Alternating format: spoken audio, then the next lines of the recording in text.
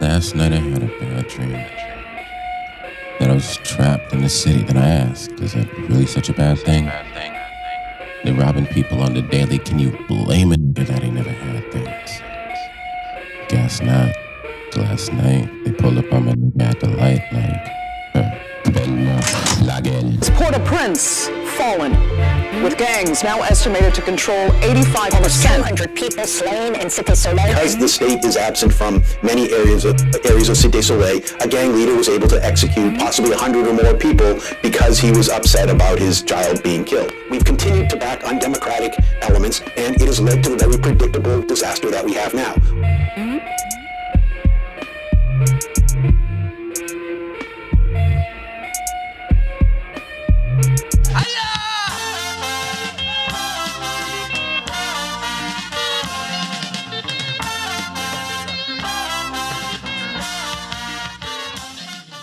Allow me to be the first to welcome you to this sleepy little town nestled in the Chêne de la Selle mountain range south of Port-au-Prince. It's a modest community of about 52,000 people buried among some of the tallest mountains in the Caribbean. With an elevation of about 1,500 meters or 4,000 feet, that makes this the highest permanent settlement in the Caribbean. And unless you're particularly tapped into Haitian news and culture, this may very well be the first time that you're hearing of the town of Kenscoff. So, what's so special about it? For the people who call Kenscoff home, the answer is peaceful farmland, abundant nature reserves in the surrounding area, a warm and inviting community, and great food. The lush mountains up below immediately to the west, and the red and green stripes of the terrace farms cut into the clay-rich mountains in the southern commune of Furcy. In situations where elevation is an asset, Kenscoff finds itself particularly well positioned in relation to Port-au-Prince, overlooking it from the mountains, as is evidenced by the fact that adjacent to Kenscoff is a pair of historic twin forts, Fort Jacques and Fort Alexandre. And it doesn't just stop there. Kenscoff sits right on the Route 101, connecting it directly with both Port-au-Prince and cities in the southern peninsula like Jacmel and Lacaille. And it's not just the people of Kenscoff who thought it was a nice place to set up. On the morning of January 27th, the varying gangs cooperated to surround the commune of Kenscoff. One group was advancing towards Below via Taïfé, while another positioned itself at Cafoubet, moving towards Godet. By 7:10 a.m., heavy gunfire was reported in the Clemenceau area, west of Below, with video circulating that captured the gunfire, which lasted over 30 minutes and was audible as far as Fermath. By 7:48 a.m., sources confirmed an ongoing attack by gang members in Godet. Additional reports indicated that approximately 60 heavily armed individuals were setting up camp in Furcy moving towards Kenscoff, effectively encircling the commune. But that was over 3 months ago. As of writing this on May 22, 2025, the city of Kenscoff has been under violent siege for a full 115 days in what is now being referred to as the Battle of Kenscoff. Over 260 people have died in connection with this battle, as well as many more injured and more still displaced. That's a critical factor within the situation that should be addressed in any viable long-term solution. The inability of the Haitian government to corral the gangs has ultimately led to a mass displacement crisis where hundreds of thousands of civilians have had their homes burned to the ground and their loved ones killed, and now must seek refuge 3 towns over. We'll come back to this point later, but for now, all you need to know is that Haiti has actually had a long series of internal displacement crises over the last century, culminating in the situation that we see at present.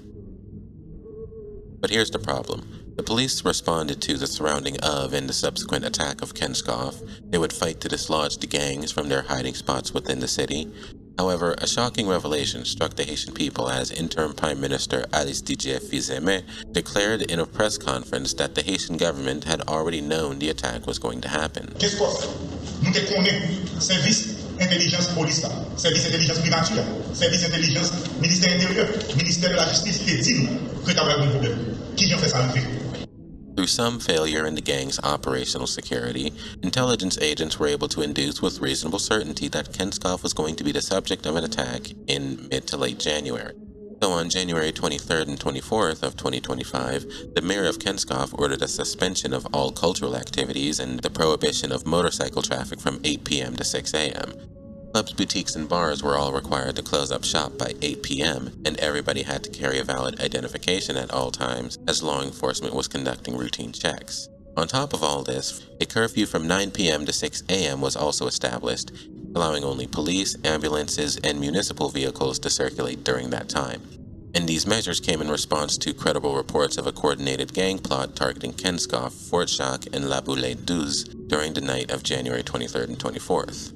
Approximately 75 to 100 armed individuals were said to have planned the attacks, involving small groups traveling by motorcycle from Pétionville to avoid detection. So the argument of the dissenters is that the Haitian government already knew about the planned raid on Kenscoff in advance. If you have the intelligence that the gangs are mobilizing to set up an attack on Kenscoff, why did they not pursue them more aggressively? Why did they not monitor traffic in the surrounding villages and strike them while their forces were separated and vulnerable? A common criticism you'll find in IET of the Haitian government is their passivity and complicity in gang activity, which, as I'll explain in the next section, is definitely not an unfounded claim. So without further ado, last night I had a bad dream that I was trapped in this city. Then I asked, is that really such a bad thing? Look around, like, do you want to be another nigga that ain't never had things? Guess not. So last night we pulled up on the nigga at the light. La gueule. Ils vivons ici comme des petits bourgeois. Galil, ce sont des oligarques qui nous ont donné. C'est pas pour chez nous ça, pas nous pas préparer une bouche ça.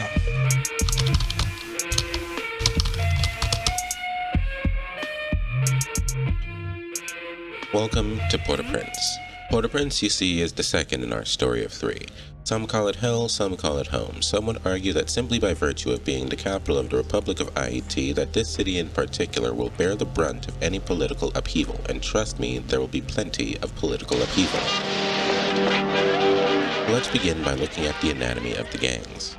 Meet Christophe. That's not an actual person, of course, this is a rhetorical device.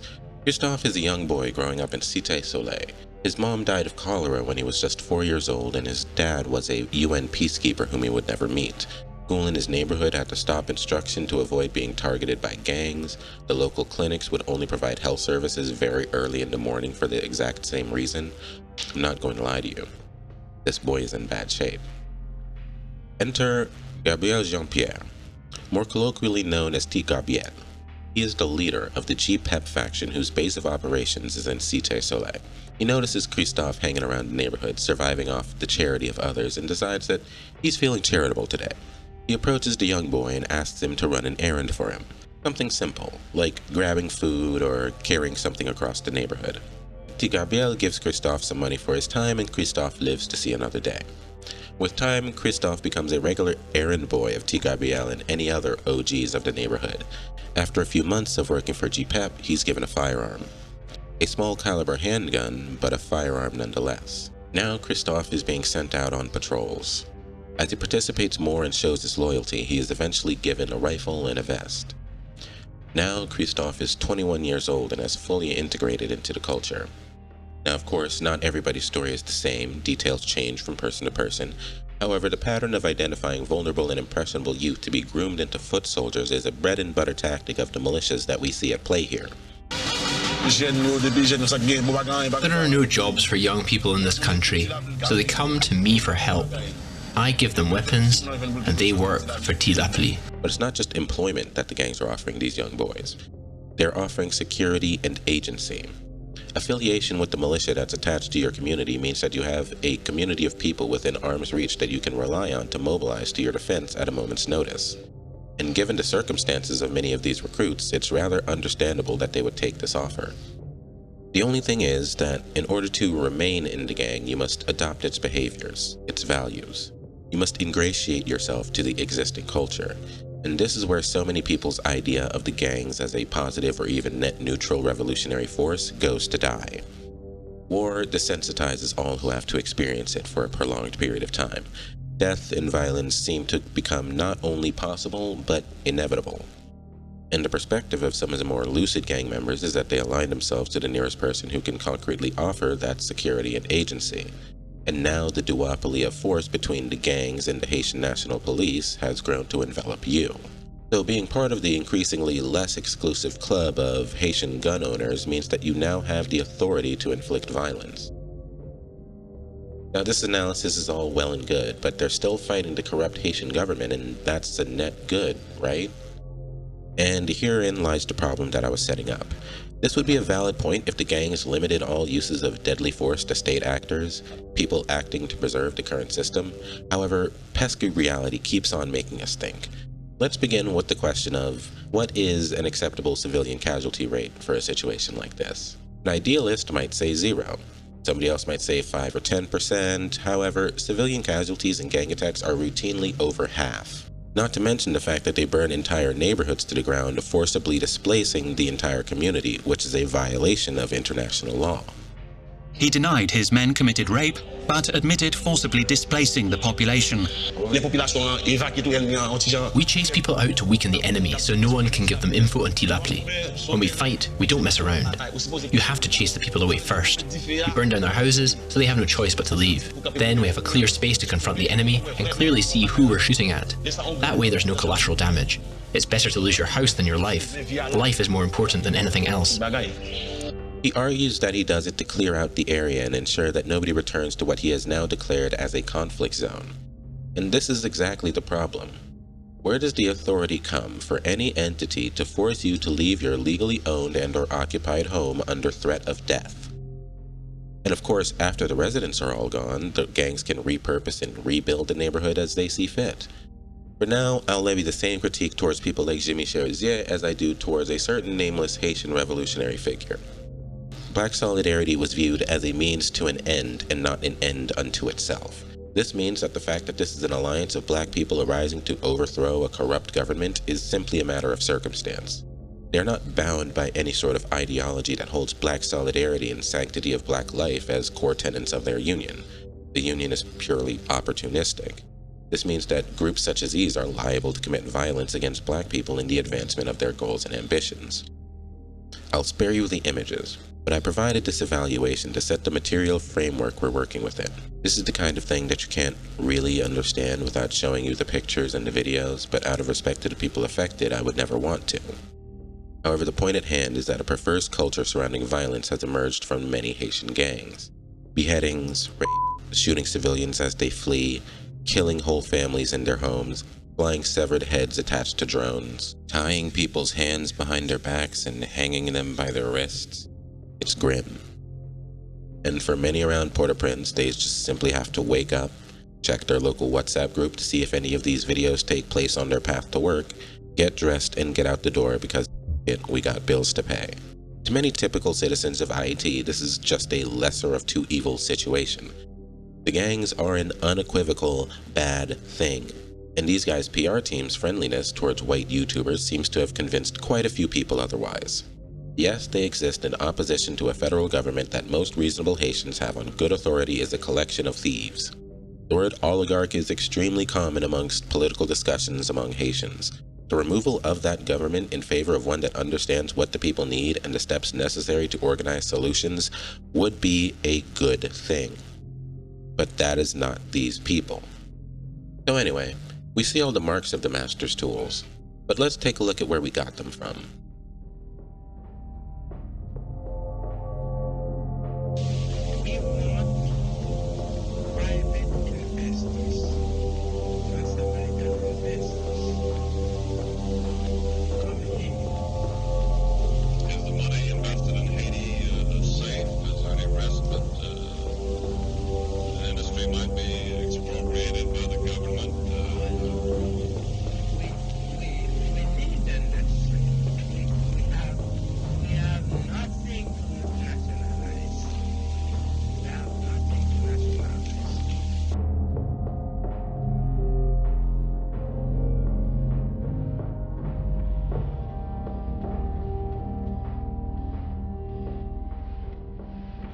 So we'll start this story from the US occupation in 1915.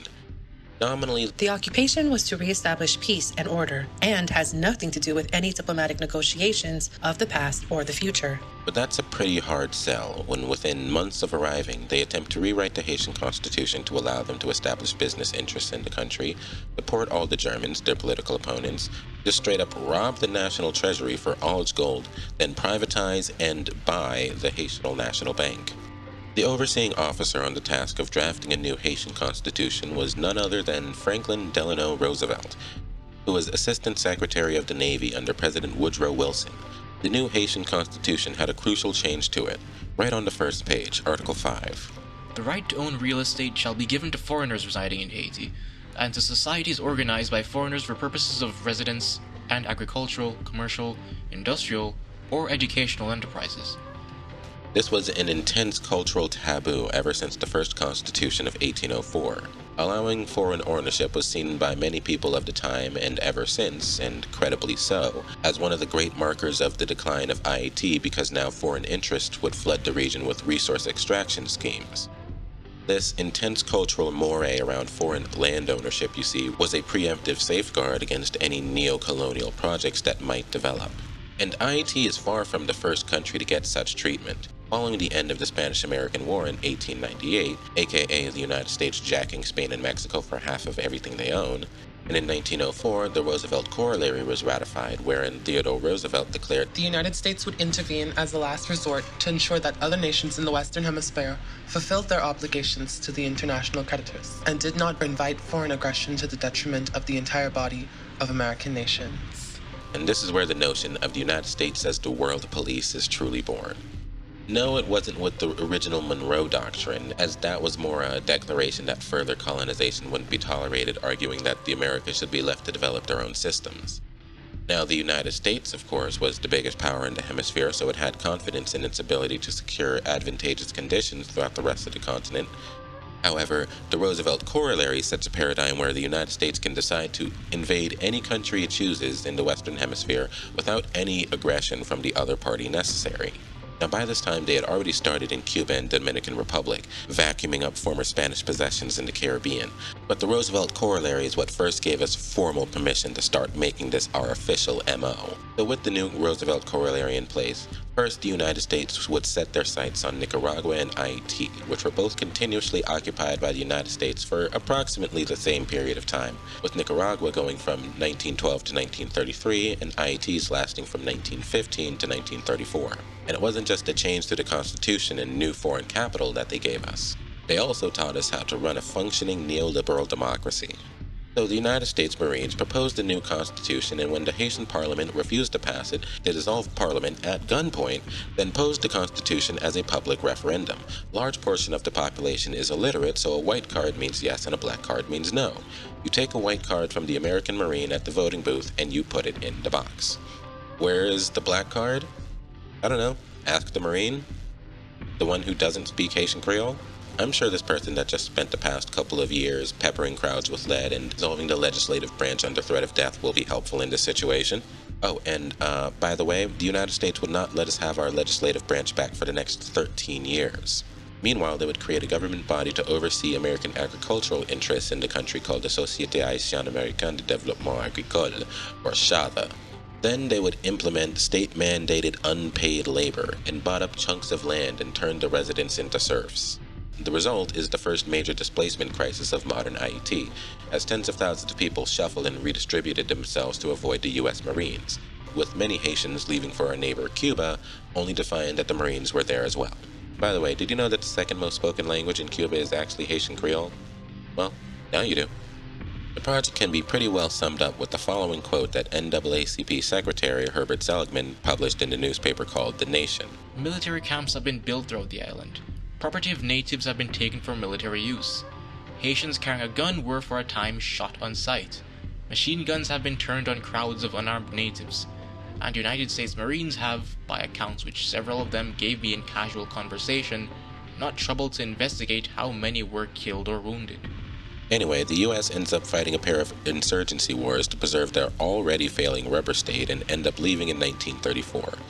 In their wake, Haiti gets one of the worst dictators in the Western Hemisphere, the Duvalier family. the average earnings in Haiti have remained at the starvation level of about $70 a year ever since Papa Doc Duvalier took over the country. But most of Haiti's densely packed population manage on less. The forces of law and order, as represented by this motley collection of armed police, effectively snuffed out whatever opposition there might have been.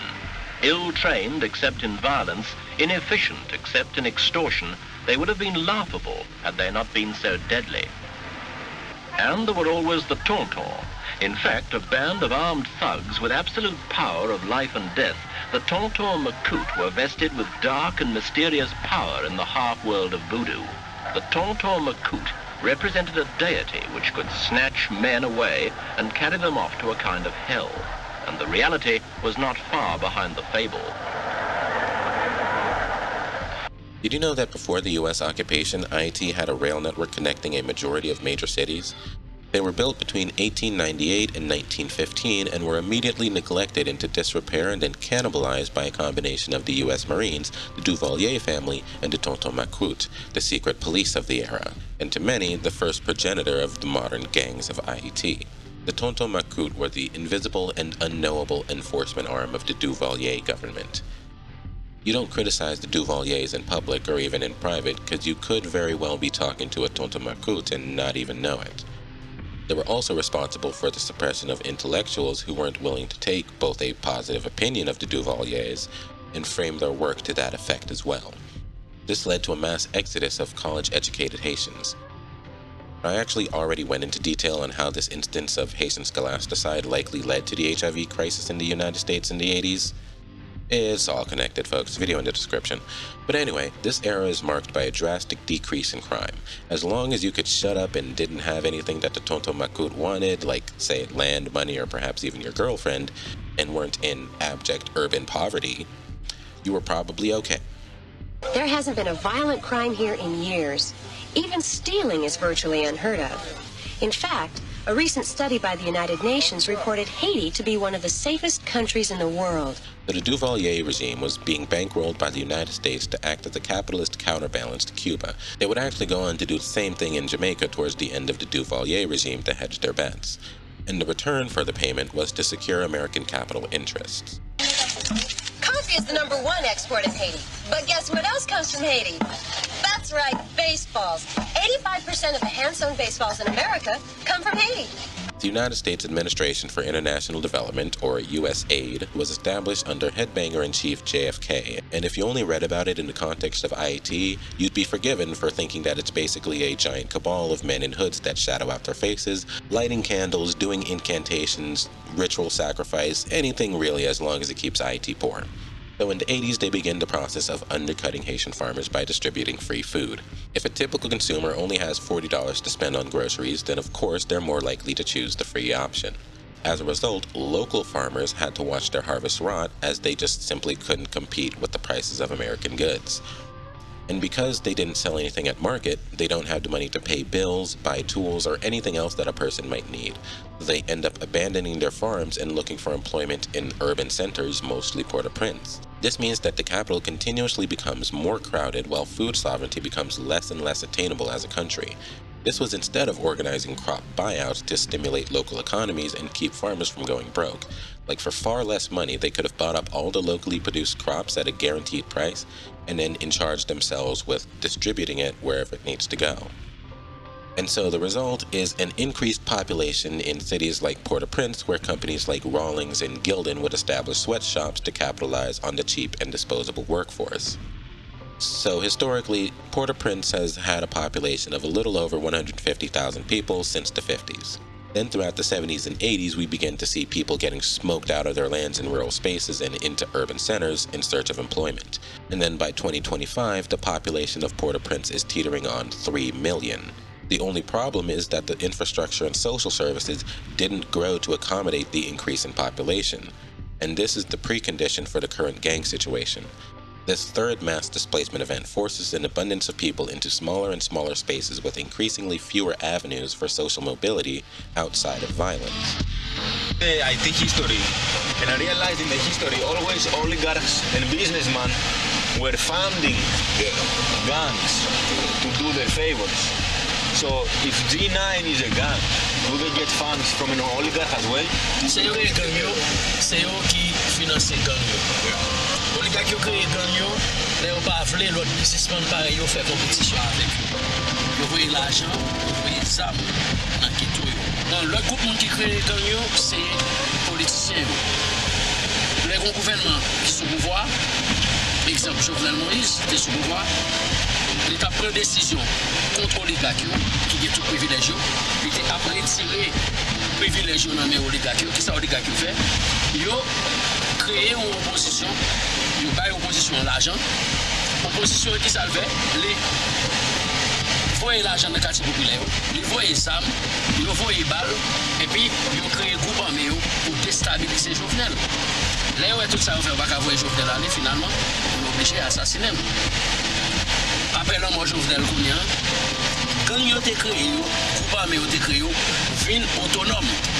Ils viennent faire un peu de l'argent dans le kidnapping, ils viennent faire un peu de l'argent dans le détournement de marchandises. Quand il y a un gang, ils viennent autonomes et ils viennent payer pour tout le gang. So the Duvaliers are ousted in February of 1986, and in their wake, in comes Ronald Reagan and the CIA. To hedge their bets against communism or whatever, they established an intelligence agency in Haiti at the height of the anti-Duvalier protest movement. The result? The Service Intelligence Nationale, or SIN, is born. The CIA provided $500,000 to $1 million per year to train SIN in counter-narcotics, only for the group to produce no useful intelligence for the CIA, and instead use their training to target political opponents and sell drugs. So with the Duvaliers gone, Henri Namphy becomes head of the transitional government and plans an election for November 29, 1987. The day of the election, troops led by SIN member Colonel Jean-Claude Paul massacred between 30 and 300 voters on election day. Citizens who lined up to vote were mowed down by fusillades of terrorist bullets. Military leaders who had either orchestrated or condoned the murders moved in to cancel the election and retain control of the government.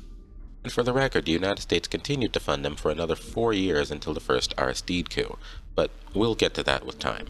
So the election is held again the next year, and Leslie Money got one.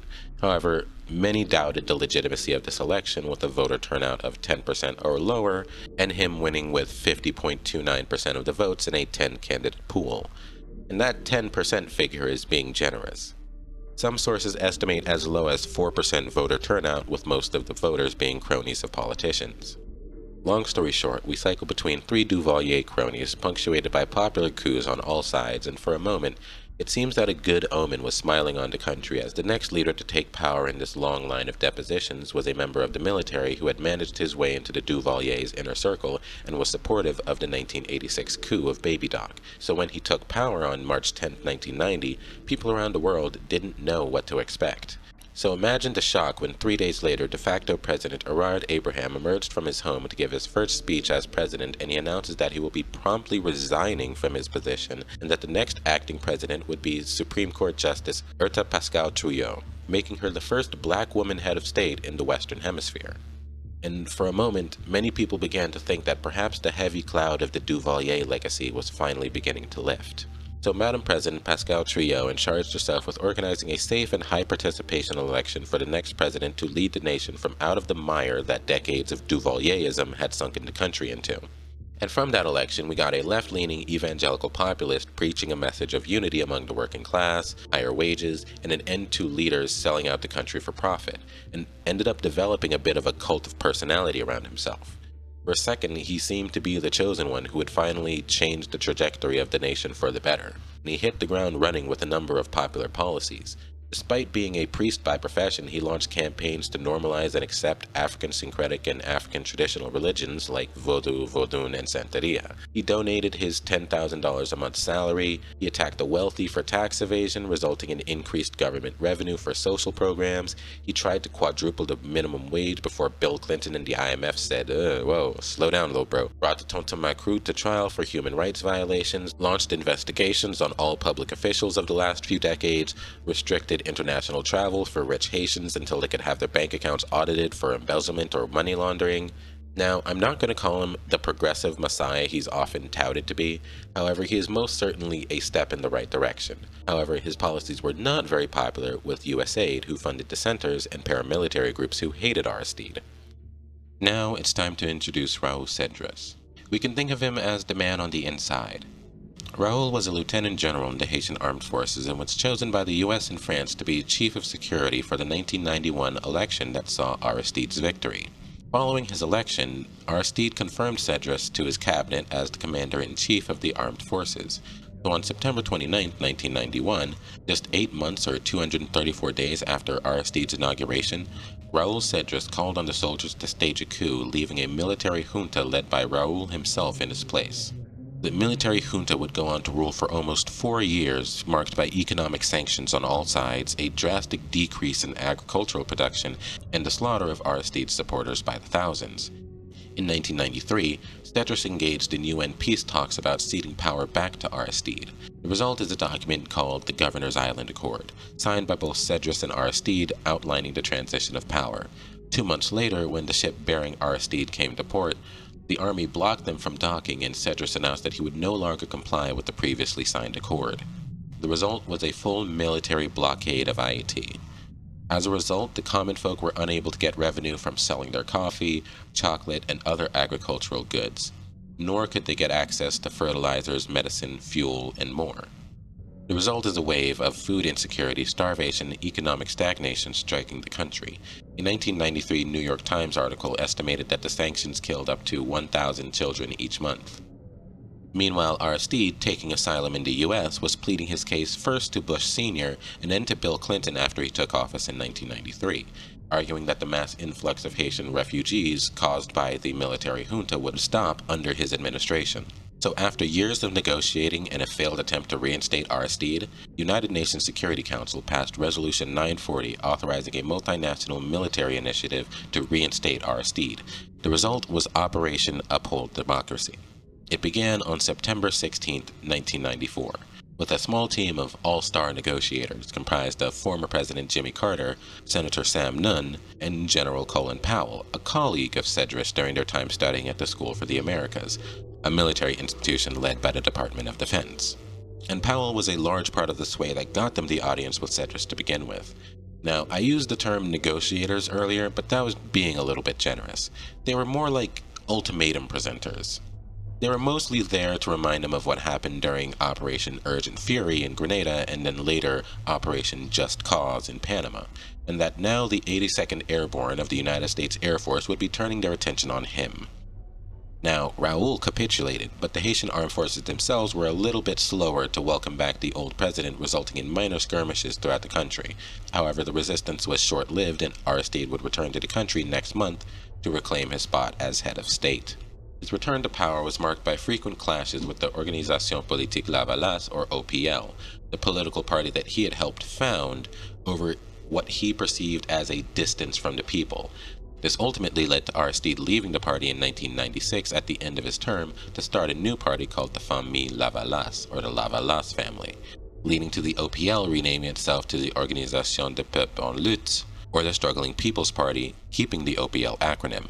The next president, René Préval, would launch a series of economic reforms in the form of privatization of many industries, a policy which was strongly opposed by the newly founded Famille Lavalas. The tension grew to the point that for the last year of his term, Préval dissolved parliament and ruled by decree. The next election cycle would see another Aristide term, but this time things were a little different. Perhaps shocked into realization by the 1991 coup, Aristide realized that a personal militia was an indispensable tool in the Haitian political landscape, so he disbanded the military and established the Chimère in their wake. This was his personal gang that he used to squash dissent in the same manner that the Duvaliers had done. It seems that Aristide was no longer the gentle yet impassioned idealist around which he had grown his cult of personality. He had become more cynical in his rule as he began to fully realize the situation that he was in. Regardless of how progressive Aristide actually was personally, he learned that if he is to play the game, then he doesn't necessarily represent the Haitian people. He represents foreign interests in the country. And during his second term, we begin to see the myth of Aristide, the visionary savior of Haiti, begin to crumble. Aristide would spend the next 3 years getting squeezed by the United States, France, and the IMF to keep Haiti a cheap source of labor, and his capitulation to Western demands began to alienate his supporters. Not to mention that this is the period where we see the infamous Clinton rice dumps on the country, killing the agriculture industry in many regions. So, for the benefit of the unfamiliar, I'll explain what happened with the Clinton Foundation's operations in Haiti. So, over in the United States, Bill Clinton was subsidizing rice farming. Basically, it's when the government pays farmers a bonus to keep prices artificially cheap. This led to rice farmers in his home state of Arkansas being able to make a nice living for themselves because Bill was about to finesse the finest deal that a farmer could ask for. So meanwhile, Bill Clinton was collaborating with the IMF to prevent Aristide from subsidizing his own agriculture industry because it's apparently anti-free market, ? And so this means that he now secured advantageous circumstances to cripple Haitian agriculture by flooding the market with goods far cheaper than anybody could produce locally. The best part is that the food aid shipments aren't subject to the same quality standards as domestic products. You know what that means, right? High quality product passes FDA standards and gets shipped domestically or to the standard export channels, and the agricultural waste that fails FDA standards, dump it on IAT. Who cares? As a result, Bill Clinton had effectively secured an export market for their otherwise valueless agricultural waste.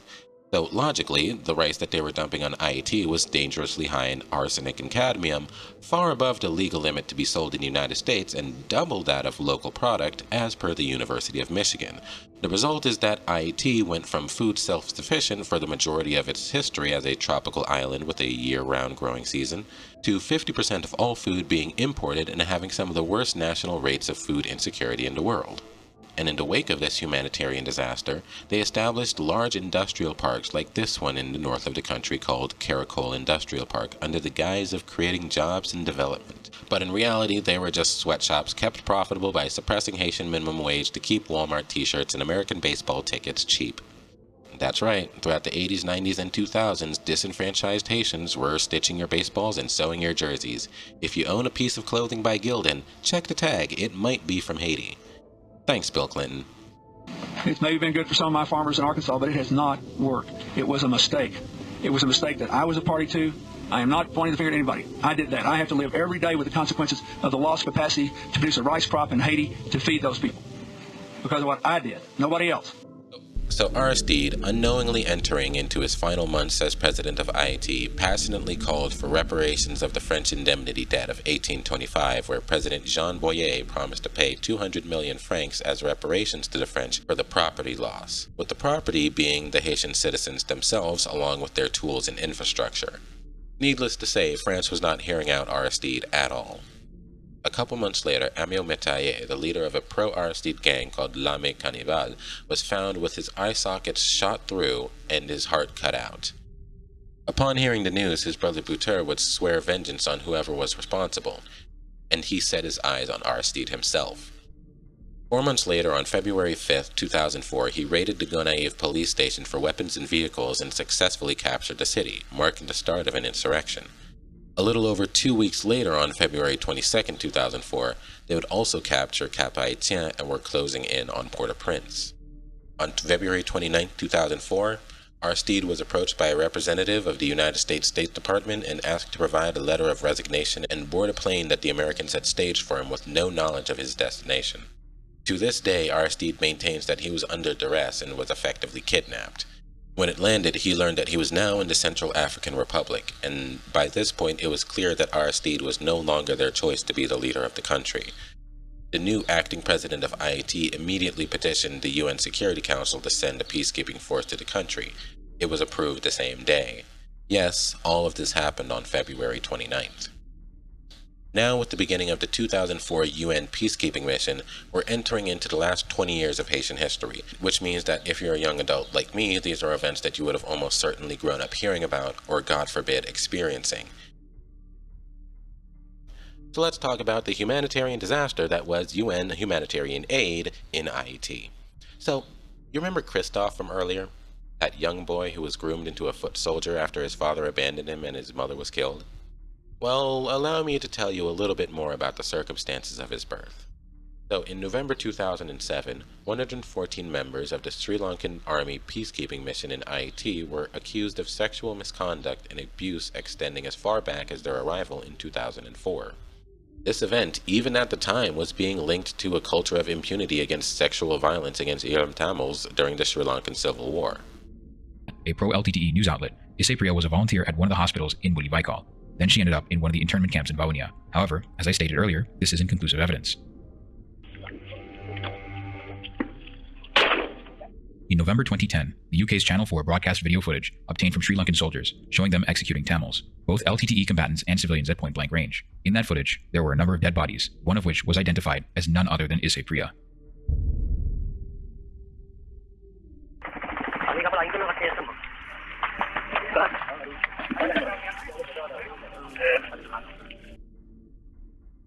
Necrophilia and the raping of corpses of dead Tamils are well-documented phenomena within the Sri Lankan army.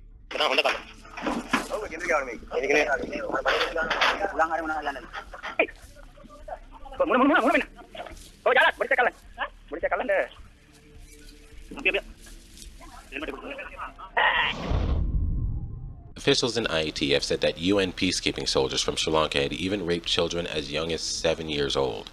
The UN later released a report alleging that the Sri Lankan contingent built a brothel in Martissant, Port-au-Prince, charging them with systematic sexual exploitation and abuse of minors, prostitution, and rape. In exchange for sex, the children received small amounts of money, food, and sometimes even mobile phones, reported by the investigative arm of the UN. One young boy was raped by over 100 soldiers, 4 per day, starting at the age of 15. Due to prolonged contact with the Sri Lankan soldiers, many Haitian children had learned various sexual expressions in Sinhala out of necessity, and would occasionally speak in Sinhala amongst themselves while being interviewed by UN investigators. Now, I'm going to repeat that for emphasis. This contingent of soldiers was sexually assaulting children with such great frequency that the children who came in contact with them learned how to interpret Sinhala sexual innuendo. Now mind you, the UN was well aware of the track record of the Sri Lankan army by this point, because as you see, they were busy enacting their own humanitarian crisis in Iram. Winning the award for the longest Wikipedia I've ever seen, we have the list of sexual assaults committed by the Sri Lankan army against the minority Tamil population.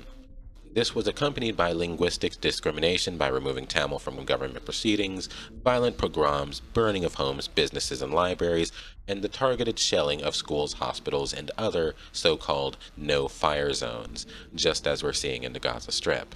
Many of these people were linked to horrible war crimes in their home country and were simply sent to vacation in Haiti until it blows over, where they committed an entirely new set of war crimes, leaving a horde of traumatized victims, often forced to carry their children in their wake. And the only punishment they received is to return to the same government that is now in the final stretch of its genocidal campaign, which came to a head in May 2009. Now this is all indicative of the structural failures inherent to the UN, because the Sri Lankan army was working to secure the deep water port in Trincomalee for foreign interests. The UN showed that they would be willing to overlook quite a lot of tragedy if enough powerful member states get their will. But the problems didn't end there. Due to more negligence in planning, one contingent of UN soldiers discharged their latrines into the Artibonite River, the largest river in Haiti and a vital source of irrigation and drinking water throughout the country. The result was a massive cholera epidemic breaking out along the banks of the Artibonite. And this is the humanitarian crisis that took the mother of our young Kenscoff. This, coupled again with violent suppression of pro-Aristide protest by the UN forces, soured the view of the UN peacekeeping force in Haitian culture. However, the UN would continue their presence throughout the second presidency of René Préval. This term was marked by continuing privatization and Latinization as Préval sought to foster relationships with Haiti's Latin American neighbors. However, the end of his presidency was punctuated by riots over food prices and eventually the 2010 earthquake.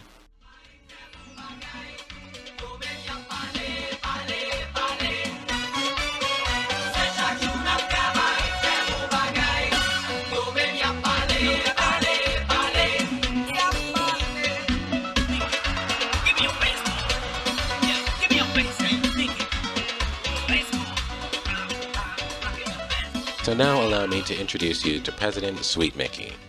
or if you want to use his government name, Michel Martelly. So Sweet Micky is a Haitian compa keyboardist and singer who used his clout to run a successful bid for the Haitian presidency.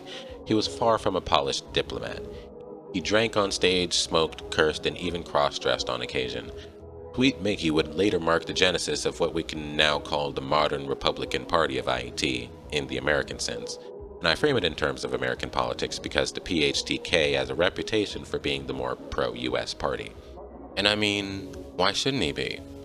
The 2010 Haitian general election was shrouded in controversy amidst the 2010 earthquake.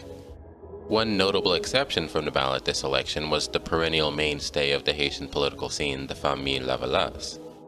So the Provisional Electoral Council received a list of candidates from the party leader of famille Duvaliers, Jean-Bertrand Aristide. However, they later added a stipulation that they knew Duvaliers wouldn't be able to fill. They required the party leader to sign the document in person.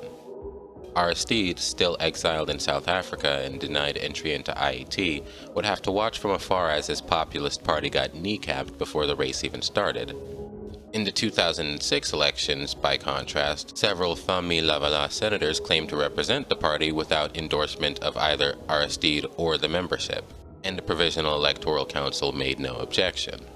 So now the first major obstacle to Sweet Micky's party, the Réponse Paysan, was eliminated. But the doubts don't stop there. After the first round of voting, an argument broke out over who would appear on the runoff ballot after Martelly finished third on the first round of voting. Almost all candidates denounced the primary results as fraudulent, and Martelly demanded that he wouldn't participate in the runoff if the candidate above him, Jude Celestin, was still running. Following a visit from Secretary of State under Obama, Madam Secretary Hillary Clinton, the candidates agreed to accept the results of the primary and Celestin would drop out as per Martelly's request. And then the second round of voting saw an overwhelming victory from Martelly and he would take office in May of 2011.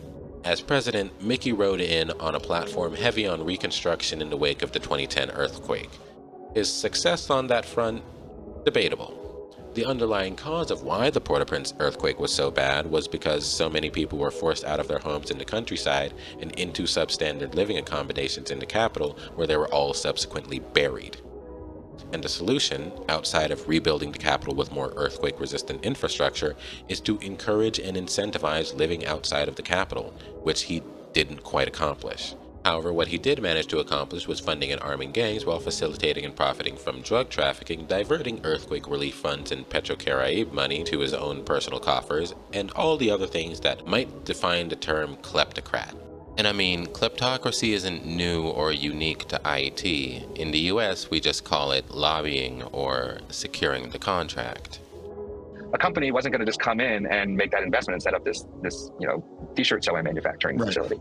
It took hundreds of millions of dollars in subsidies, including through USAID and the Inter-American Development Bank. Right? This is what foreign aid was subsidies to a Korean manufacturing giant to open up, basically minimum wage assembly lines in Haiti, right, in this factory. Cheryl Mills was the one who handled those negotiations, right? She did that. By the time that industrial park was even opened, she was no longer at the State Department, right? She wasn't chief of staff when she had left. She went and founded a consulting firm. That sort of mandate was to provide services to folks who wanted to open industrial parks in Africa. Right? Exactly what she did. And the seed money for that consulting came from the South Korean firm that she had just given $300 million in subsidies to bring them into Haiti. Right. So, okay, it works out pretty well for all of these people over here. Nonetheless, the result is an iron pipeline of firearms being shipped out of the United States, predominantly Florida and Texas, and into Haiti, often through intermediate ports all over the Caribbean, including the Bahamas, Jamaica, Panama, and more. Which, for the record, gun violence isn't just rising in Haiti, but the Caribbean as a whole for this exact reason. The situation in Haiti just happens to be supercharged by a parasitic government and inadequate means to provide things like food sovereignty, placing a resource strain on the community. So after his presidency, a political party would coalesce around the cult of personality of Sweet Micky. The mark of the party is clear as day and written in the name. Tête Galée literally translates to peeled head in Haitian Creole, but most of the time it's just interpreted as bald-headed. And thus the Parti Haitien Tête Galée is born. And don't forget, real chuds wear pink. Anyway, former President Martelly was floating between the US and Haiti before he was finally officially sanctioned by the US Treasury. having his American assets frozen in August of 2024 for his involvement in drug trafficking and bankrolling gangs. This comes after several years of it being more or less an open secret to most Haitians. Better late than never, I suppose. And that's the end of the story for now, as we're now quickly approaching the modern day.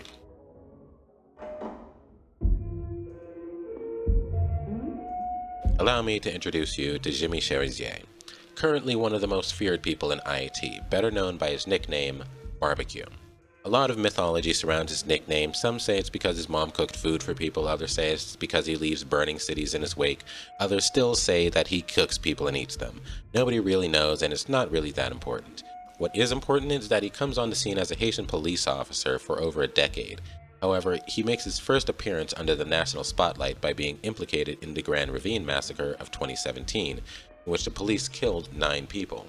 But this is a mere rounding error compared to what he would be accused of a year later. With a protest movement against President Moise in full swing, activists planned another round of nationwide demonstrations for November 18, 2018. On November 6th, 2 weeks before the scheduled protests, Joseph Pierre Richard Duplan, then Moise's delegate for the West Department, and Faudel Monchery, the Director General of the Ministry of the Interior, reportedly met with Jimmy Cherizier and Delmensis to plan an attack against the residents of La Saline. At the time, Cherizier was still a Haitian National Police officer, and according to witnesses, Duplan and Monchery supplied Cherizier and his gang with weapons, police uniforms, and government vehicles to use in the attack. The result was a massacre of over 70 people and the burning of over 400 homes. Jimmy was let go from the Haitian National Police immediately following the incident. But you'd be a fool to think he would just take his L and retire to the countryside. Barbecue had acquired a taste for power, and he would soon pivot into the leader of the Bath Del Mar gang within the G9 family. From there, he would expand his influence throughout the city until 2024 when he saw an opportunity. So President Jovenel Moise reaches the end of his term and brings back the illustrious Haitian tradition of, y'all gonna have to carry me up out of here. Chico! Oh, God. Look like a president, see? Just open up. And simply postponed elections to Schrodinger's next year, leading to massive protests and violence, which Moise then used as justification to delay the elections even further. A beautiful concept to see in action, truly. Meanwhile, Moise was about to make his last mistake as president. He was about to attempt to interrupt drug flow through the country as Colombian traffickers used Haiti as a staging ground and refueling stations for their trips to the United States. He was allegedly compiling a list of Haitian officials who facilitated drug trafficking and ordered the airstrip destroyed.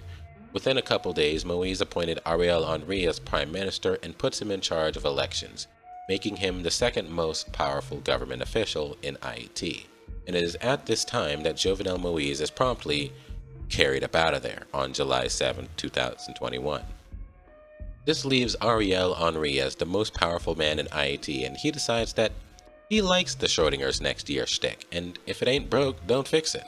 Ariel Henry, you see, would become somewhat of a symbol of Haiti's corrupt political system. In the Haitian system, the prime minister is typically appointed by the president. So when Jovenel Moise appointed Ariel Henry to be prime minister, just before getting assassinated days later, it raised a lot of eyebrows. Then he would limp along as the most powerful unelected official in the country on the same justification that forms part of the situation that got Moise killed.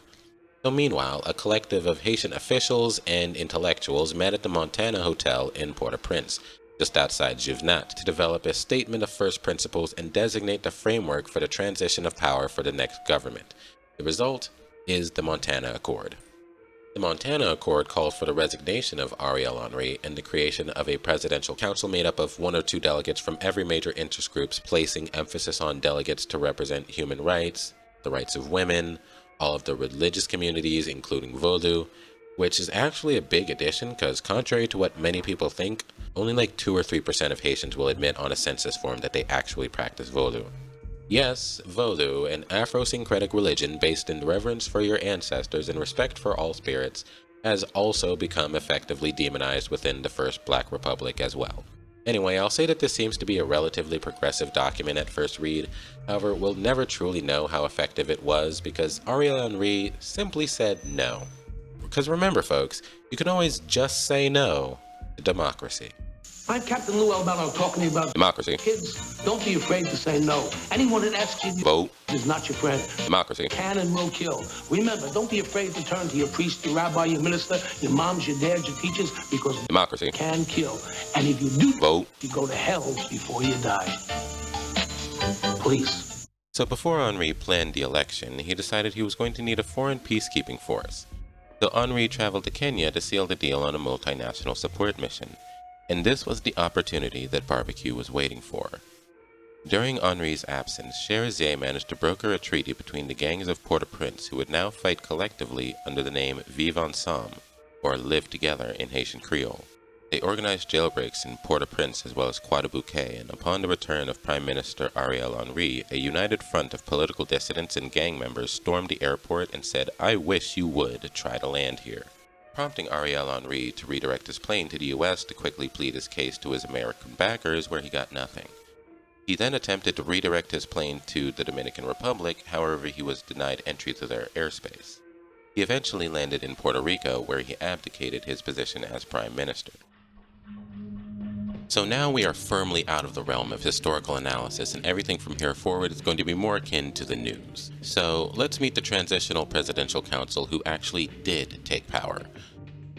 After Ariel Henry resigned, an emergency CARICOM meeting convened in Jamaica where they would select a council comprised of 7 voting members and 2 observers to fulfill the role as president until the next election. The council was sworn in on April 25th of 2024, and the public reaction was mixed. Many Haitians, fatigued by the constant violence and institutional neglect, welcomed any sign of life outside of unmitigated gang rule. However, many still critiqued this project for not involving Haitian officials and analysts to do the selections themselves. Shortly after the council's announcement, Jacques Lamarck, rector of the Université Kenscoff, called the council a snake of 7 heads. Because remember, their selection by a foreign body doesn't provide any guarantee against corruption, as is evidenced by the story that broke within a few months of their appointment, alleging that 3 members of the council had demanded that the chairman of the National Bank of Credit give them 100 million Haitian goud, or about $758,000 USD, if he wanted to keep his job. The chairman returned with his lawyer to launch an investigation into the event. However, the 3 council members implicated all vehemently denied the events ever took place. Within a couple weeks, the chairman received a letter from the president of the Transitional Council of the time, Gary Coney, telling him that he was out of a job. Similar vague and plausibly deniable instances of neglect and misconduct continue to cloud the rule of the Transitional Council, leaving many disenchanted with the methods and motivations of the state.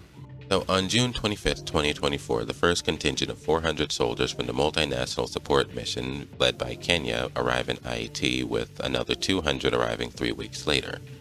Soldiers from other countries would also arrive in the months to follow. However, they all arrived to the same realization. They were outnumbered, undersupplied, and many times outgunned. To help remedy this, the Haitian National Police revealed in December of 2024 that they would be designing and manufacturing their own armored vehicles domestically in an undisclosed location outside of Cap Haitien. I've yet to see reports on their efficacy. However, it goes without saying that it is a monumental endeavor to engineer an effective armored vehicle.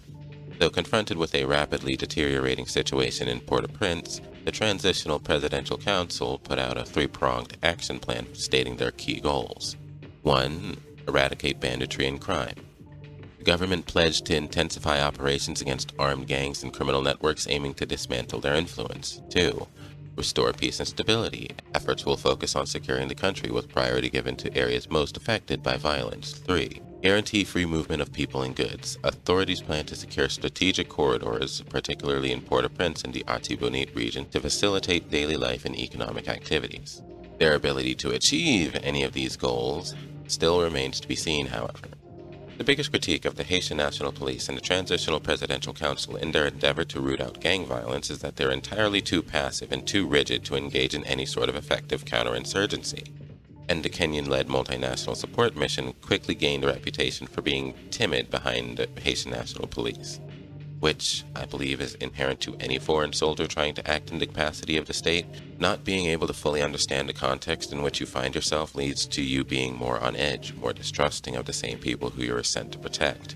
which a support crew is also valuable as it frees up resources to engage in the streets, but we need to be honest about what they do well and what they don't. However, discontentment is reported to stir among the multinational support mission over unpaid wages. Now, if this is true, it would undoubtedly negatively impact the team morale, as they simply don't want to go on life-threatening missions if they're not being paid. Though cooperation, operating structure, and more were always questionable from the start, but in my honest opinion, it's about as ineffective as I anticipated, because the Haitian National Police weren't operating from the most effective strategy to begin with, and many officers and government officials were already captured by the gangs, metaphorically speaking. So remember that mass uprising in March of 2024 that saw a prison break in 2 cities and the occupation of Toussaint-Louverture Airport, forcing the resignation of Ariel Henry? Well, one of the prisoners who was freed in that weekend of chaos was a man by the name of Dimitri Erard.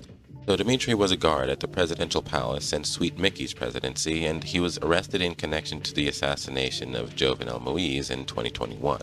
Some analysts in the region have posited that the level of expert coordination and training displayed in the Vivre Ensemble collective may be evidence that, upon escaping, Erard may have took a clandestine role in planning and logistics for Vivre Ensemble. However, the problem is that nobody knows where he is. After the prison break, Erard just dropped off the map. Despite the ongoing search, his ability to evade capture suggested he may have high-level protection and logistical support. And Erard would remain in the shadows until December 31st of 2024, when he announced his decision to break his silence.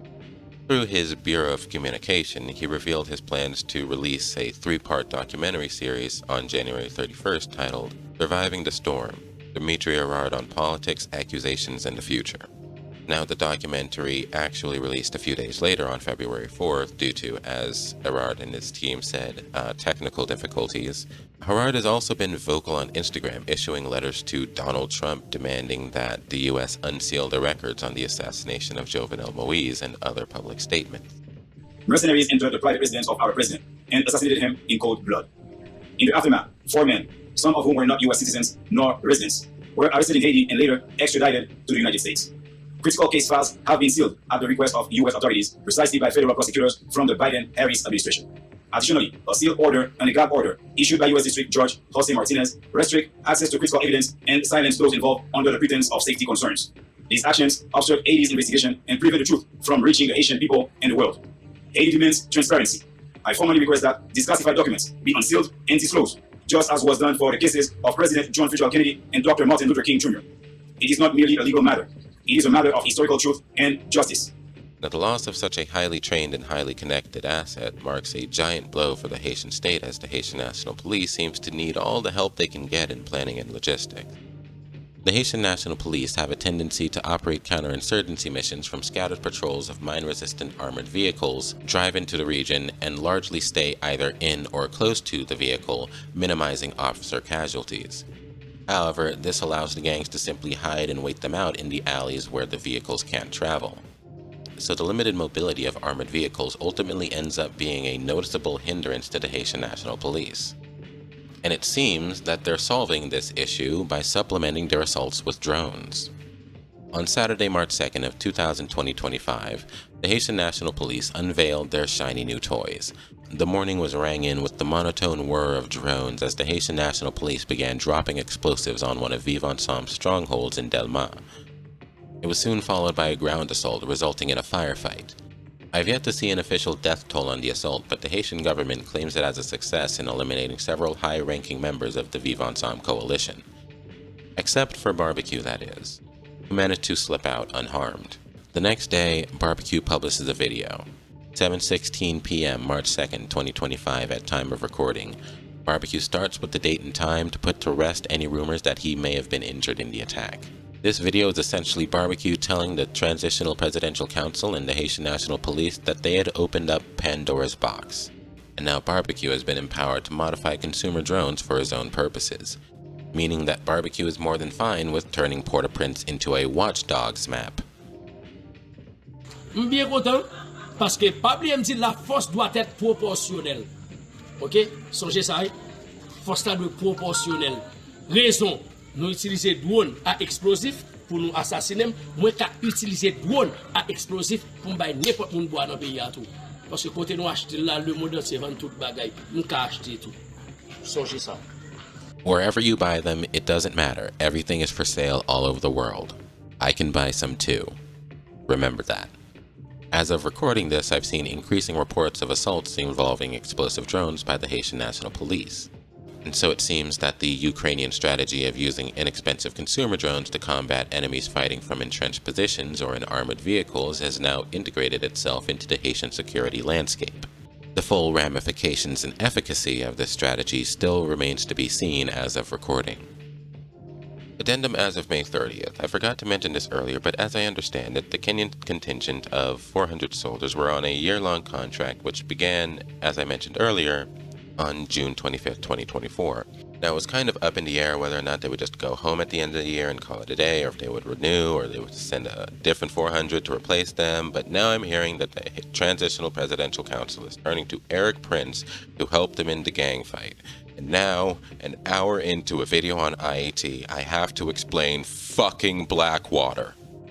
So I remember when I first heard the news of the Haitian National Police using kamikaze drones back in March, I frankly burst out laughing, wondering who the hell was giving us drones.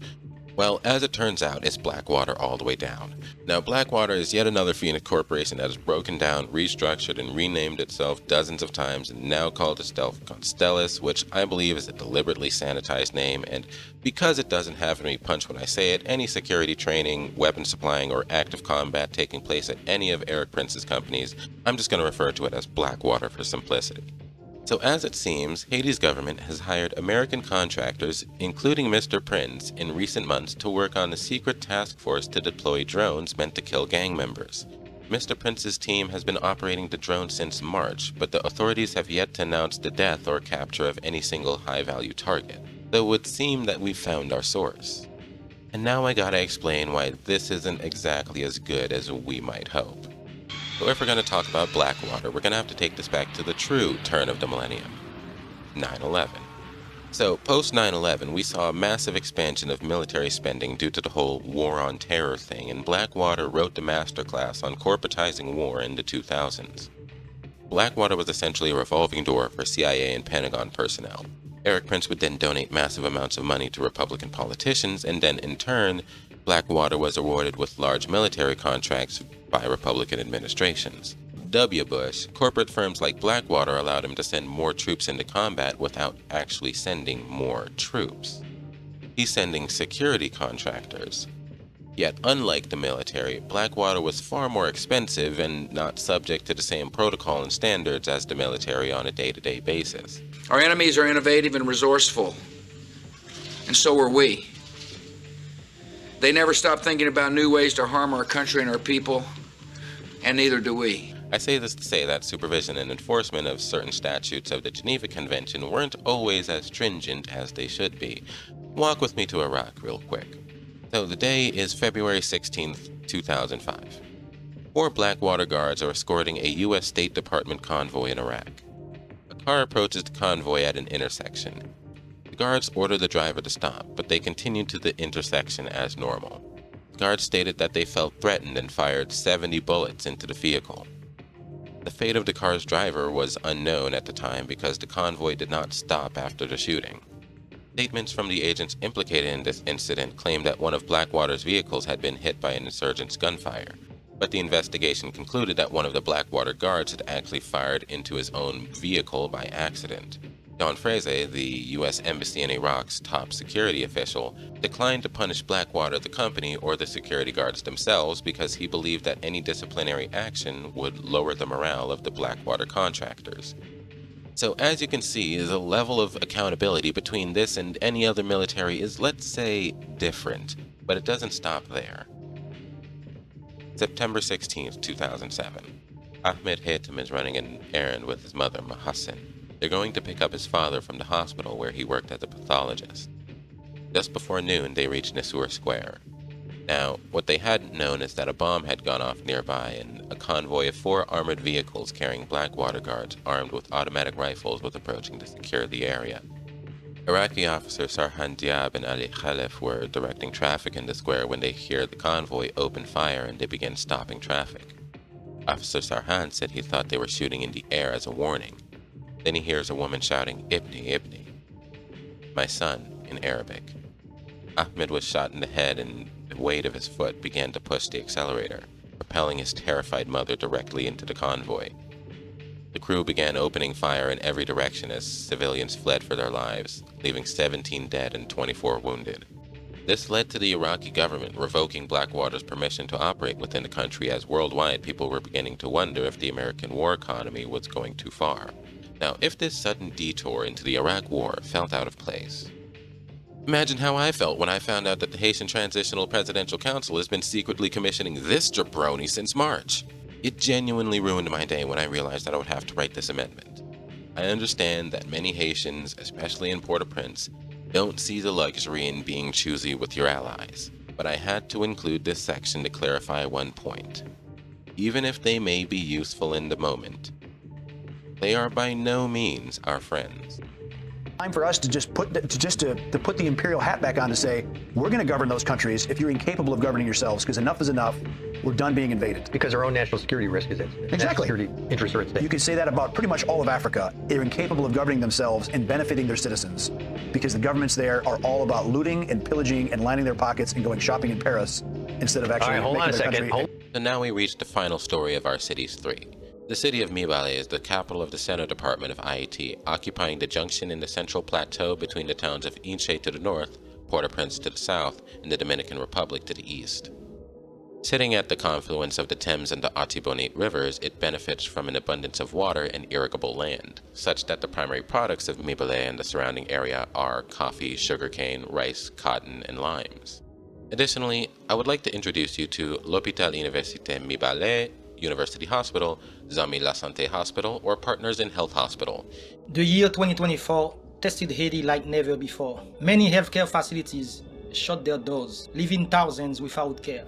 But Zami La Santé stood strong. We remain a lifeline for those in need, delivering care and compassion where others could not. It is a massive 205,000 square foot, 300-bed facility that provides care to people all over Haiti and the Caribbean. This is actually currently the largest solar-powered hospital in the Caribbean and was also the first hospital in the region to separate a pair of conjoined twins back in 2015. It provides primary care to over 180,000 people in the center department and specialty services throughout the whole region. Your support made it possible to conduct 238,936 home visits as community health workers braved dangerous conditions to reach remote areas, provide life-saving treatment to 259 cancer patients, giving them hope and dignity, ensure 17,004 people living with HIV received regular care and treatment, deliver 14,223 babies safely in our healthcare facilities, protecting mothers and their newborns. These numbers are more than statistics. They've saved lives, futures restored, and communities strengthened. Zami La Santé remains one of the last bastions of the public health system in the nation, as hospitals, public and private alike, are being shuttered due to targeted attacks. The difference is that due to the interests of the upper class in Haiti, the private hospitals tend to be quicker to reopen, leaving the general populace without a place where they can receive care within their means. So the cultural and logistical importance of this hospital cannot be understated. Now let's introduce the regional power players. The two strongest arms of the Vivre Ensemble collective within spitting distance of Mirebalais are a gang from the city of Canaan to the north of Port-au-Prince. Yes, we have our own land of Canaan, and you'll never guess what their gang is called. The Taliban. They're called the Taliban. So Canaan has its own gripes with the levers of power dating back to the 2010 earthquake. Now, I'll be quoting Jean Marseille, a local journalist and translator. Let me try to explain Canaan. In 2011, Sean Penn, the Red Cross, Oxfam, and many other organizations from all over the world got together to try and help all the people who were still homeless from the earthquake of January 12, 2010. A year later, tens of thousands of people were still living in camps in the city center in Damas. This was when President René Prévost was still in power. So the Haitian government and all these international organizations put their heads together and decided to build big camps for these people in the north part of the city near the sea. These camps were supposed to be temporary, 5 years maximum, but it's 2022 and guess what? They're still there. Now, I'm sure I don't have to enumerate all of the problems with these temporary camps turned into permanent residences. We've seen this one before, and this was the pit of institutional neglect that provided the recruitment pool for the Taliban. Jeff LaRose would eventually emerge as leader, and just like that, we're all cut up. And then we have Katsan Mawozo. A maozo is a hoodlum, a miscreant, a roadman, a gangster, whatever you want to call it. And 400 of these maozos are being led by a guy by the name of La Mort Sans Jour, which I interpret as the death of 100 days. And I'm willing to bet that you've probably already heard a little bit about him, even if you don't know that you did. Remember those 17 Christian missionaries that got kidnapped back in 2021? Yeah, that was Katsan Maozo. And these guys are rather prolific kidnappers too, nabbing such high-value targets as YouTuber Your Fellow Arab back in 2024. So allow me to begin this section by condemning kidnapping and thanking the white YouTuber Danger Porn Industrial Complex. These brave white YouTubers are putting their lives on the line to get B-roll for legitimate documentaries. And as it stands, this is the only way I can find an interview with people such as Tilapli, Lamo Sanjour, and Barbecue. And so, I would like to pay my respects to all the white YouTubers we loved, and a moment of silence for all the white YouTubers we lost. Thank you. Enough jokes. It's time to introduce y'all to the real MVP. This is Sean. This dude has been saving white YouTubers' asses since before YouTube was even a glimmer in a PayPal executive's eye. Sean, you see, is what's known as a fixer. Well, he's a cameraman, a researcher, and a journalist most of the time, but every now and then he'll get a special call. A fixer is a special kind of journalist. Essentially, they're a Haitian local that you spiritually tether yourself to who knows the region like the back of their hand and is good in almost every hood. They're usually the ones driving, talking you through checkpoints, setting up meetings, translating, diffusing situations, and now it seems he can add hostage negotiation to the list as well. So after crossing the Dominican border overland, Arab met with Sean and Cap Haitian and planned to travel down to Port-au-Prince to do, I don't know, hang with Barbecue or something? While they were traveling into the Port-au-Prince region just past Morcabrit, they were stopped at a gang checkpoint and instead of collecting the typical toll and sending them on their way, they were instructed to step out of the car and come with them. Eventually they were taken deep into Katsan Maozo territory where they were held captive for 17 days. Now, in this interview by insert travel YouTuber here, he shows the location and says it's in a classified location in Quadabuque. But I mean, come on now, I got Google Earth Pro and undiagnosed autism. You can't hide from me. That was a joke, RFK. It's definitely not in Quadabuque proper. It's too rural, too many trees and green rectangles indicative of agriculture, and plus this tree line cutting at a 120-degree angle is pretty distinct. So you do a little scanning of the surrounding area, and bingo. So to be more accurate, if these sources are to be believed, they were actually being held in the commune of Dimosu, quite a ways away from Quadabuque. Now, the original ransom requested was $800,000. However, after weeks of waiting, negotiating, and eventually a little bit of international outrage, the final number would fall to somewhere around $40,000. I was saying there is no way that he's going to pay this amount of money. And they didn't ask you for money because they said, if we see you on the street, there is no way that we will kidnap you. Yeah. And I don't think you have anybody that can give that money for you. And at some point they said, there was a couple of them that said, we're going to let you go, I said, even if you would let me go, I would not go anywhere without him. Because this is my client. And this right here is why Sean is known as one of the best in the game. He was given an out a couple weeks in because he's just an ordinary Haitian who, sure, a lot of people know, but it's not like anybody would put up a ransom for him. And sure, if he was just an ordinary journalist in that moment, he might have left. But Sean is a fixer. Sean is on the job, you see.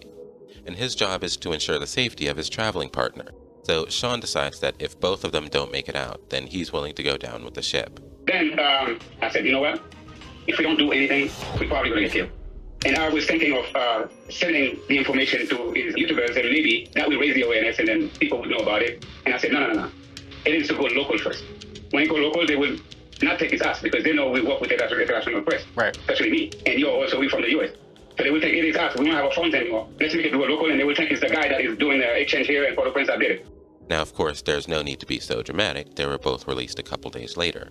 And Arab was able to go back to his family and continue putting other people in capital S situations. However, Sean seems a bit more moved by the event. I have people that love me, and I imagine myself while I was in there. That was my biggest, that's what the fear coming from when I was in there. Those that love me, that I create that issue and put them in that situation where they don't know where I'm at and bring them all that stress. And I do not want to do that anymore. And that's done. I will continue doing my journalism work, doing my research, but I'm staying away from this dangerous area. So what I'm saying is, instead of that last tongue-in-cheek thank you I gave to the white YouTubers, I'm actually taking the time now to thank the journalists and fixers on the ground putting their lives on the line to make the region a little bit less of a black box. Thanks, Sean. I hope you're well. So now that we're acquainted with the gangs, let's move on. So on the morning of March 31st, 2025, the Taliban, in collaboration with Qassam Mawazo via the Vivre Ensemble collective, marched into the city from the south, gunfire ringing out across the plains. First they attacked the Lycée National de Mirebalais and turned it into their base of operations. They continued their rampage north through the city, targeting the local jail/commissariat next. The prison was overrun, the inmates were freed, and now the gangs were digging their heels into the city. Reinforcements were dispatched to secure the city, but despite police response, armed groups remained in the city, continuing to terrorize residents and forcing thousands to flee towards nearby towns including Las Caobas, Belder, and Hinche. Their roving led Inferno then took a left at the river and targeted Zambi La Santé Hospital, laying it under siege and eventually forcing its closure. The city reeled in the wake of the attack, and many continued to ask if warning signs might have been ignored or inadequately planned for.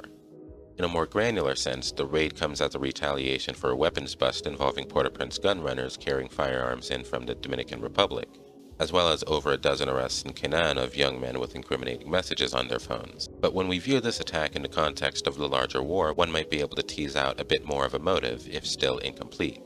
So the gangs have long been employing a strategy of causing as much chaos as possible in a given region to draw out police resources and then fill the vacuum left by the reshuffling of personnel. Which, if we look at the ongoing battle for Kenscoff and more broadly the National Route 101, it would be rather advantageous to create a crisis in the Central Plateau to suck valuable manpower out of the capital and increase the chances of success for the Battle of Kenscoff. Personally, I'm not entirely convinced that Vivre Ensemble is all that particularly interested in the city of Mirebalais at the moment as an end unto itself. I don't think that they captured the city of Mirebalais just because they wanted the city. I find it more likely that this is an auxiliary operation to run an indirect assist to operators in the Port-au-Prince Carrefour metro area. And thus, we have come full circle in our tale of three cities.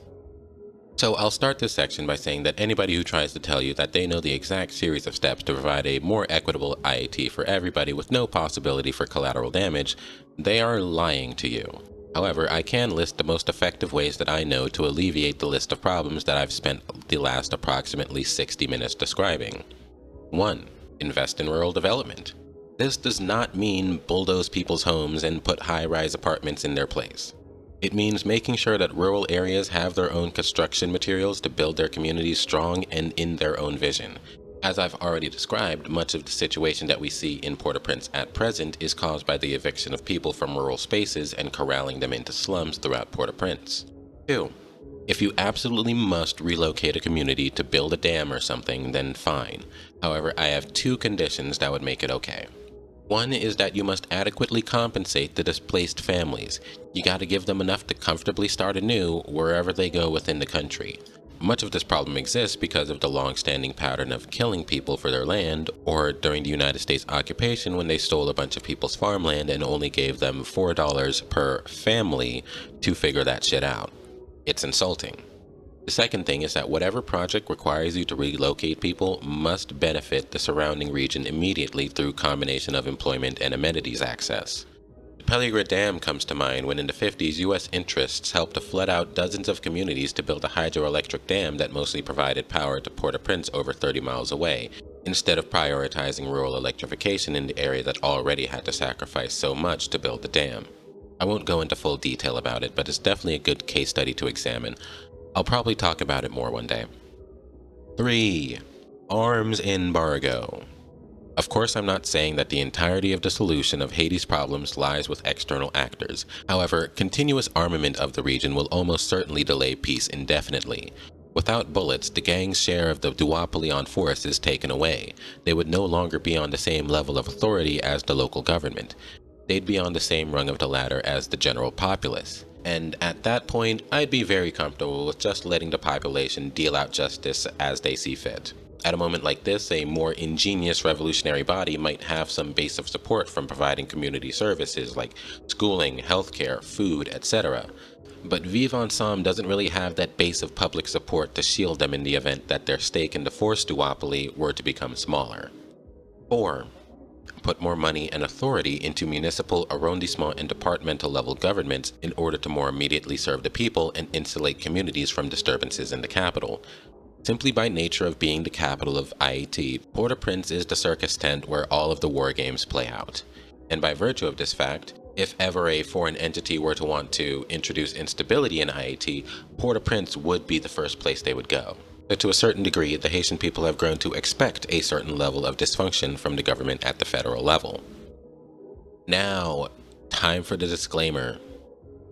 For the presentation of this video, I reduced the current war in Haiti to a case study of 3 cities. For the sake of illustrating the motives and the tactics of the gangs, I only looked at how the events in these 3 cities might interrelate and affect one another, but know that dozens of other communities also have extremely complex relationships with the war on gangs. This is ultimately a fast-moving situation with complex moving parts, hard to verify information, and of course, these are all continuously developing stories. And as such, I need to generalize in order to keep this from becoming a 2-hour-long video discussing every tangentially related detail.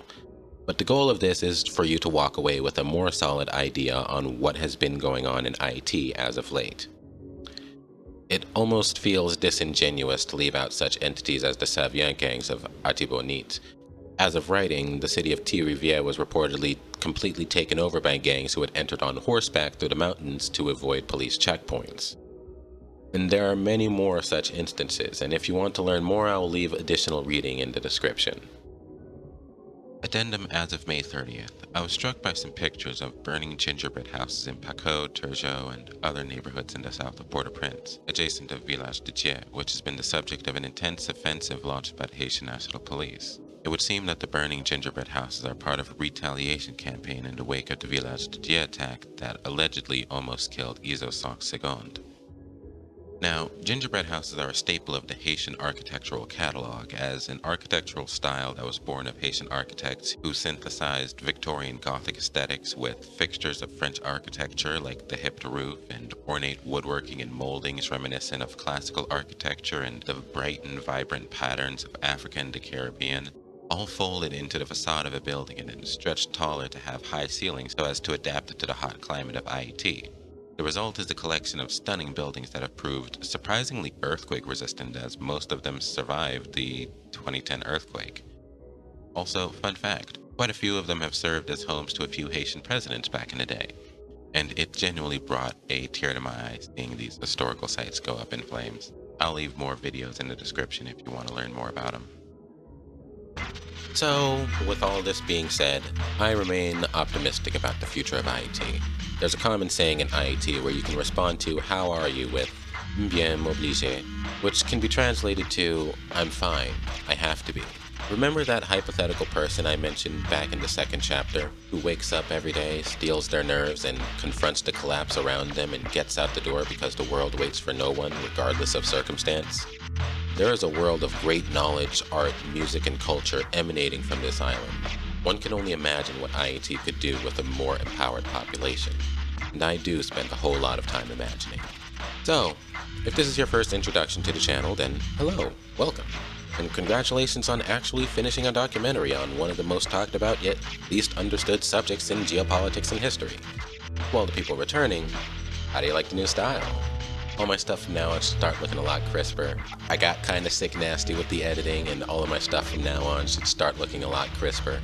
Anyway, thanks to everyone for sticking around this long, and hey, if you stuck around this long, you might as well hit the like and subscribe button. I mean, come on, it's right there. And if you didn't like the video, then share it with an enemy of yours. Waste somebody else's time. Anyway, thanks everyone for your time. Stay silly out there. Peace.